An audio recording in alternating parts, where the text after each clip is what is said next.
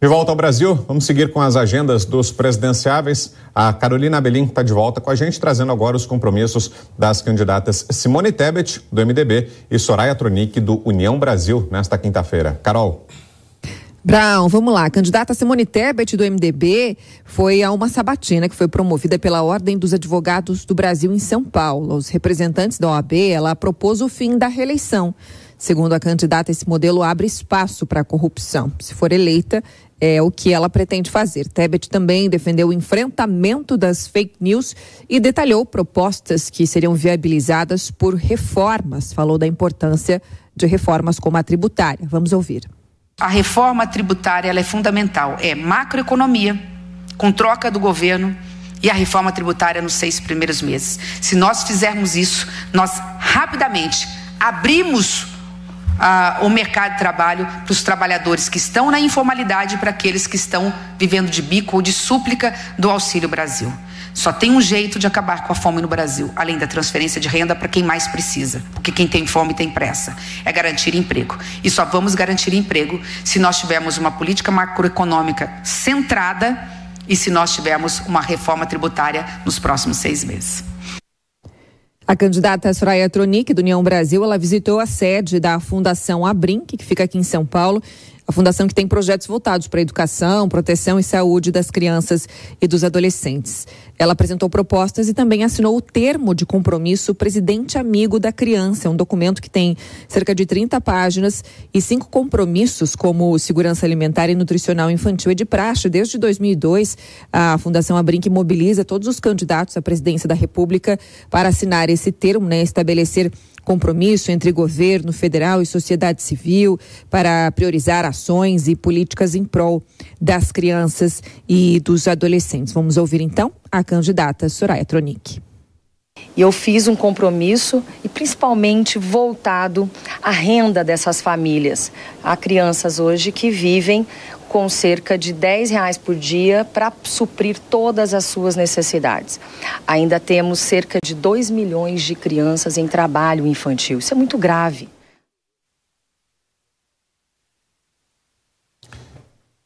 Mais candidatos. Felipe Dávila, do Partido Novo, cumpriu a agenda na cidade de Santos, no litoral paulista. Dávila visitou um complexo hospitalar, fez caminhada com eleitores e participou de uma sabatina na Associação Comercial da cidade. Leonardo Péricles, da Unidade Popular, fez panfletagem no Vale do Anhangabaú, no centro de São Paulo. Pablo Marçal, do PROS, participou de entrevistas, teve reunião com a sua vice e gravou vídeos para a campanha. Sofia Manzano, do PCB, também gravou peças para a sua campanha. Vera Lúcia, do PSTU, recebeu o Plano País da Infância e Adolescência e participou de conversa com alunos da Faculdade de Filosofia, Letras e Ciências Humanas da USP. Roberto Jefferson, do PTB, e Constituinte Emael, da Democracia Cristã, não cumpriram a agenda pública. Alfredo Scaff, volto com você aqui. As falas que destacamos da candidata do MDB, Simone Tebet, nesse encontro, nessa conversa que teve com empresários, ela falou em reforma tributária, disse que é necessária uma reforma já no começo de um eventual mandato, já nos primeiros 6 meses de governo, depois de eleita, e diz que os reflexos seriam imediatos no mercado de trabalho, que assim que aprovada uma reforma tributária, já sentiríamos em pouco tempo os efeitos disso com os números do desemprego melhorando. Está correto esse raciocínio da candidata, Scaff? Olha, pode até estar correto se ela tivesse tido essa iniciativa em 2014, quando ela foi eleita senadora. Ela teve 8 anos para propor isso e para instigar o Congresso a fazer isso. Reforma tributária, Brown, não é tão simples assim.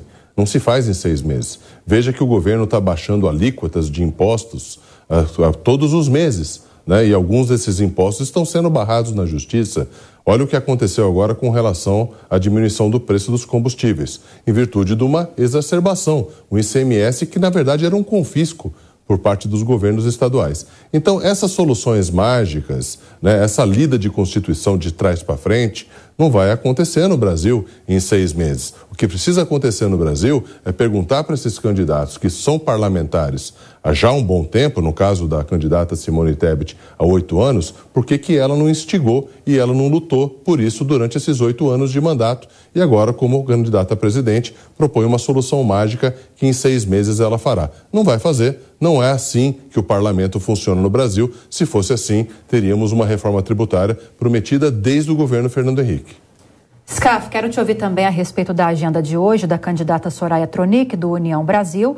Ela visitou a sede da Fundação Abrinq, que atende crianças e adolescentes em situação de vulnerabilidade social, assinou um compromisso em que se compromete, até repetindo a palavra, em criar políticas, políticas públicas e trazer propostas agora durante a campanha para diminuir a questão da fome no Brasil, tratar da segurança alimentar e outras questões que envolvem essas crianças e adolescentes em situação de vulnerabilidade.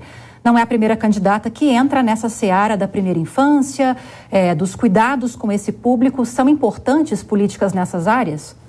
São muito importantes, Lívia. O que acontece é que essas políticas, elas não chegam na ponta se elas forem executadas por um presidente da República. Isso tem que ter a diretriz do governo federal. Perfeitamente correto. Agora, quem está ao lado dessas pessoas é o prefeito do município.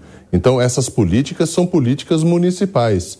E é isso que os candidatos a presidente precisam, ter em mente, A Constituição tem as competências do governo federal, do estadual e dos municípios, inclusive com normas constitucionais muito bem definidas. Quando você trata de pessoas, você tem que privilegiar os prefeitos, porque são eles que estão ao lado da maternidade, ao lado da escola, ao lado de uma calçada quebrada, de um poste que precisa ser trocado, da iluminação pública, da saúde, inclusive da segurança do patrimônio municipal. Então, algumas propostas são muito abstratas quando elas se tratam de governo federal. O governo federal precisa ter um pensamento maior, um pensamento macro, um pensamento de diretriz nacional. Mas quem executa de verdade são os prefeitos municipais e, eventualmente, governadores. É muito difícil o governo federal executar ações locais e que o cidadão está, na verdade, ao lado de uma prefeitura e não do Palácio do Planalto.